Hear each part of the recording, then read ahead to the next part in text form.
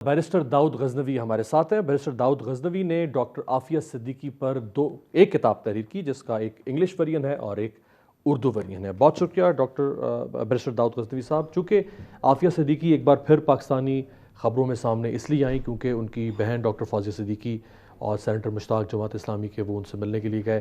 20 سال کے بعد ڈاکٹر فوزیہ صدیقی کی اپنی بہن سے ملاقات ہوئی ہے۔ سب سے پہلے تو بتائیں کہ اس کیس کو بہت قریب سے دیکھنے کے بعد، اس کیس پر ایک امیزون بیسٹ سیلر کتاب لکھنے کے بعد، ڈاکٹر عافیہ صدیقی پر جو الزامات لگائے گئے وہ ان میں کس حد تک گلٹی ثابت ہوئی ہیں؟ شکریہ عامر۔ سب سے امپورٹنٹ چیز تو پہلے یہ آپ نے دیکھنی ہے کہ یہ جو مقدمہ ہے یہ کس کانٹیکس میں ہوا، وہ ٹائم پیریڈ کیسا تھا۔ وہ ایک وار اینڈ ٹیرر کا دور تھا جس کے اندر کچھ لوگوں کے اوپر، جس نے اپنے خالد شیخ محمد کا ذکر کیا، پھر اس کے بعد کچھ عامر البلوچی، اس ٹائپ کے جو لوگ تھے، ان کے اوپر امریکہ نے اپنا ایک پرسپیکٹو بنایا تھا کہ یہ وہ لوگ ہیں جنہوں نے 9/11 کیا ہے۔ عافیہ کا تھوڑا سا سٹوری اس طرح ہے کہ عافیہ 2001 میں امریکہ سے پاکستان واپس موو ہوتی ہیں۔ اس دوران امریکہ کے اندر جو ایک نارمل پکڑ دکڑ تھی وہ شروع ہوئی تھی۔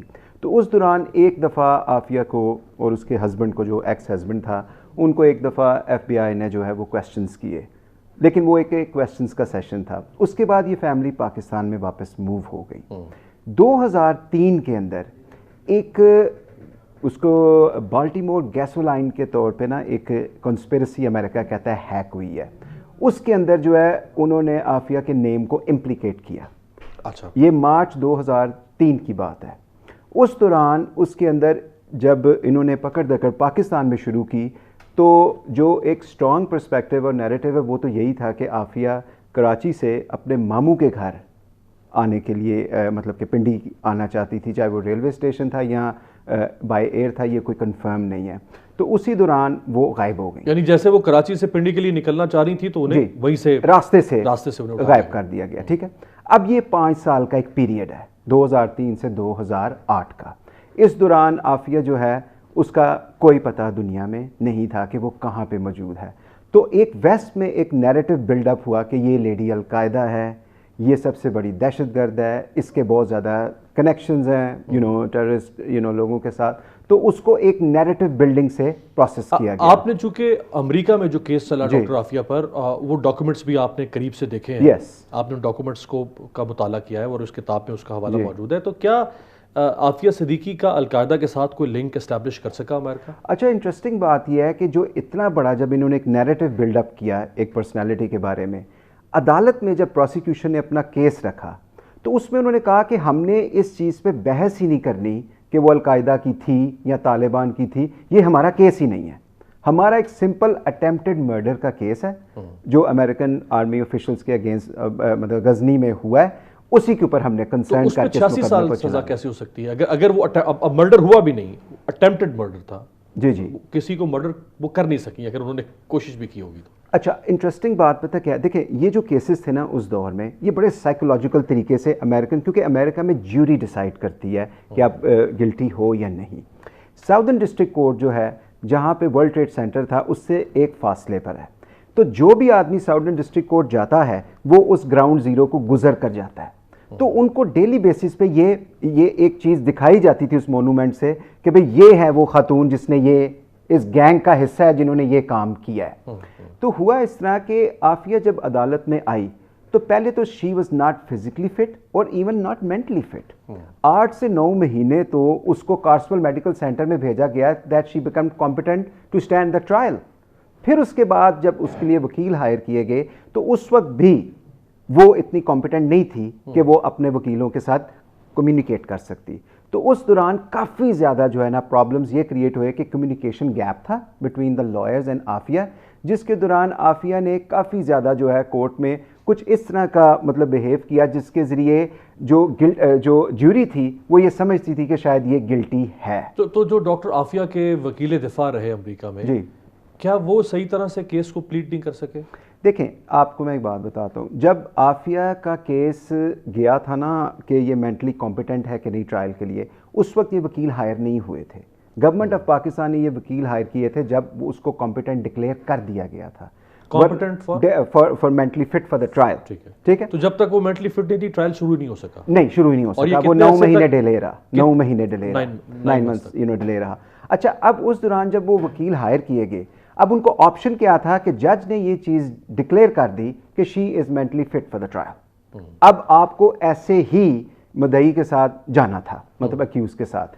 اب اتنا اگر آپ یہ پوری بک پڑھیں تو افسوس کی بات یہ ہے کہ جج اور ساری دنیا یہ دیکھ رہی ہے کہ she is not cooperating with her lawyer, she is not interested in the case, she doesn't want to join the case, لیکن پھر بھی وہ کیس کو ڈریگ کر رہے تھے کیونکہ انہوں نے یہ ڈیسائیڈ کیا ہوا تھا کہ ہم نے اس کیس میں فیصلہ دینا ہے.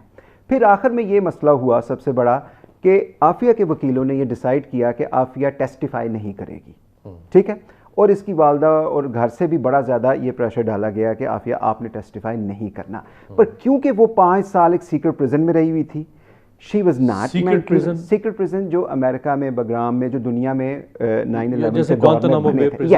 سیکرٹ پرزن یہ ہوتے ہیں جو انہوں نے وہاں پہ ان لوگوں کو رکھ کے تو ٹارچر کیا تھا, جہاں امریکن لاز اپلائی نہیں ہوتے اور وہاں یہ مطلب کہ آپ اس کو کہتے ہیں یوز آف فورس کرتے رہے, یوز آف فورس کرتے رہے اور ٹارچر کے ٹیکنیکس کر کے ان لوگوں سے بات, جو کہ امریکہ میں نہیں کر سکتے تھے اور یہ انہوں نے پوری دنیا میں کیا. ایک انسان سیکرٹ پرزن سے نکلا ہو, پی ٹی ایس ڈی اس کو ہو, سائیکولوجیکل پرابلمس ہوں, تو وہ انسان اپنے دل کے اندر بہت ٹوٹا ہوا ہوتا ہے. تو عافیہ کو اس نے کہا کہ میں ٹیسٹیفائی کروں گی, تو اس نے اپنی مرضی سے ٹیسٹیفائی کیا. تو آپ کو پتا ہے کہ وکیل ایک کیس لے کے چل رہا ہوتا ہے, اس نے اپنے مطابق اپنے جو مدعی ہوتا ہے اس کو ڈیل کرنا ہوتا ہے. تو اس ٹیسٹیفائی میں بہت زیادہ باتیں کچھ ایسی ہو گئیں جس سے جوری کو یہ یقین ہو گیا کہ شاید یہ اس جرم میں انوالو ہے, اور یہ ہونے دے رہے تھے. وہ مطلب اس کی یہ حالت کو وہ ہونے دے رہے تھے. تو یہ ہوا چونکہ وہ مینٹلی, آپ کہنا چاہ رہے ہیں کہ وہ مینٹلی چونکہ کمپیٹنٹ نہیں تھی کہ اس ٹرائل میں وہ کوآپریٹ کرتی, اور وہ شاید ذہنی طور پہ اس قابل نہیں تھیں کہ وہ صحیح اور غلط میں کوئی تمیز کرتی. تو جس طرح کیس کو چلایا گیا شاید وہ آپ امریکہ میں ایک آپ اس کو کہتے ہیں ڈکسی ٹیسٹ. ڈکسی ٹیسٹ یہ ہوتا ہے کہ کیا ایک انسان مینٹلی کمپیٹنٹ ہے. اس کا ٹیسٹ یہ ہوتا ہے کہ آپ نے یہ دیکھنا ہوتا ہے کہ کیا مجھے یہ بات سمجھ میں آ رہی ہے کہ میرے خلاف کیس کیا ہے, کیا میرا جو وکیل مجھے سمجھانا چاہ رہا ہے مجھے وہ بات سمجھ میں آ رہی ہے.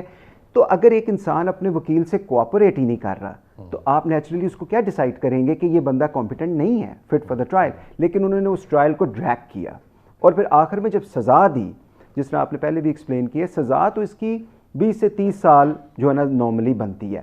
پھر وہاں پہ ایک ہوتی ہیں سینٹنسنگ ریگولیشنز جس میں آپ کسی کی سزا بڑھا سکتے ہیں.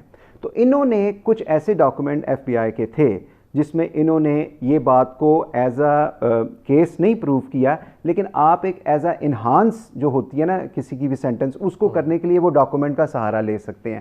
وہ پتہ نہیں کہاں سے یہ ڈاکومنٹ نکال کے لے آئے کہ بھئی عافیہ بایولوجیکل ویپن بنا رہی تھی تو اس انسان کا پبلک میں آنا ضروری نہیں ہے. وہ پھر جج کی ڈسکریشن ہے کہ وہ سزا بڑھا سکتا ہے. اس نے 30-40 سال سزا اور بڑھا دی. تو جیسے ہمارے یہاں ٹرائل کورٹ سے جب کسی کو سزا ہوتی ہے تو اس کے بعد ایپلیٹ کورٹ ہائی کورٹ ہے, وہاں اپیل کی جاتی ہے, پھر ہائی کورٹ کے فیصلے کے بعد سپریم کورٹ میں اپیل کی جاتی ہے, پھر پریزیڈینشیل پارڈن مل سکتی ہے آپ کو. بالکل ٹھیک ہے.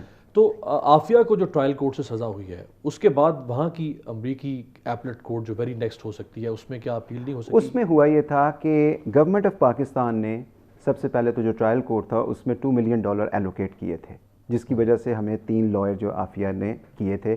اس زمانے میں حسین حقانی تھے جنہوں نے ڈیل کر کے تو یہ 3 وکیل ہائر کیے تھے. اس کے بعد کیا ہوا کہ ایپلیٹ کورٹ میں پاکستانی گورنمنٹ بالکل پیچھے ہٹ گئی, انہوں نے کچھ نہیں کیا. اور عافیہ بھی سزا کے بعد عافیہ بھی بالکل انٹرسٹڈ نہیں تھی ایپلیٹ کورٹ میں جانے کے لیے, بیکاز وہ سمجھتی تھی اپنی ذہانت کے مطابق کہ مجھے امریکن جوڈیشل سسٹم سے انصاف نہیں ملنا. لیکن آٹومیٹک ہوتا ہے کہ جو آپ کو ایک وہاں کے آرٹیکل 6 امینڈمنٹ 6 ہوتی ہے جس کے تحت آپ کو فری اٹرنی ملتا ہے, اس کے تحت جو گورنمنٹ کے اٹرنیز ہوتے ہیں وہ آٹومیٹکلی آپ کی اپیل لے کے جا سکتے ہیں. تو کورٹ آف اپیلز میں یہ گیا تھا معاملہ, فیڈرل کورٹ آف اپیلز میں, لیکن انہوں نے جو نیچے سزا تھی وہ اس لیے اس کو برقرار رکھا کیونکہ کوئی ریپرزنٹیشن اتنی اسٹرانگ تھی نہیں. سو دے couldn't pursue. تو کیا ابھی کوئی امکان ہے قانونی طور پر یہ کیس امریکہ میں جیتا جا سکتا ہے؟ دیکھیں 2 چیزیں ہیں اب, کیونکہ جو اب اس کی مینٹل حالت ہے اور جو اس وقت وار اینڈ ٹیرر جو اوور ہو چکی ہے, یہ ایک پولیٹیکل لحاظ سے ان کا ایک وکٹم ہے. ٹھیک ہے. اب دو چیزیں ہو سکتی ہیں. ایک تو چیز یہ ہے کہ یا تو صدارتی معافی ہو. اگر آپ صدارتی معافی کی طرف جاتے ہیں تو اس میں آپ کو پھر ایک بھرپور ایک پالیٹکس کرنی پڑے گی. آپ کو امریکہ کے ساتھ ڈفرنٹ ایشوز پہ گیو اینڈ ٹیک کرنا پڑے گا جو ایک نارمل ہوتا ہے. ایک طریقہ یہ ہے کہ کمپیشنیٹ گراؤنڈز پہ آپ اس کی مینٹل ہیلتھ کو گراؤنڈ بنائیں اور اس کے لیے یہ ریلیز لے سکتے ہیں. لیکن اس کا بھی ایک پراپر ایک پورا پروسیجر ہے. اس پروسیجر میں سب سے امپورٹنٹ یہ چیز ہے کہ جو ہماری سیکیورٹی ایجنسیز ہیں وہ اس کے اندر ایک سیکیورٹی پلان بنائیں. اور وہ امریکہ کو ایک پٹیشن کے ذریعے ایک پروسیس ہوتا ہے جس کے اندر آپ امریکن اٹارنی جنرل کو یہ پٹیشن لکھتے ہیں کہ بھئی یہ ہمارا شہری ہے, آپ نے جیسے اس کو وہاں پہ قید کیا ہے ہم اس کو یہاں پہ پوری سزا کروائیں گے, لیکن ہم یہ سیکیورٹی کے انتظامات اس کے لیے کریں گے تاکہ اس کو کوئی خطرہ نہ ہو اور نہ یہ کسی کے ہاتھ آ سکے.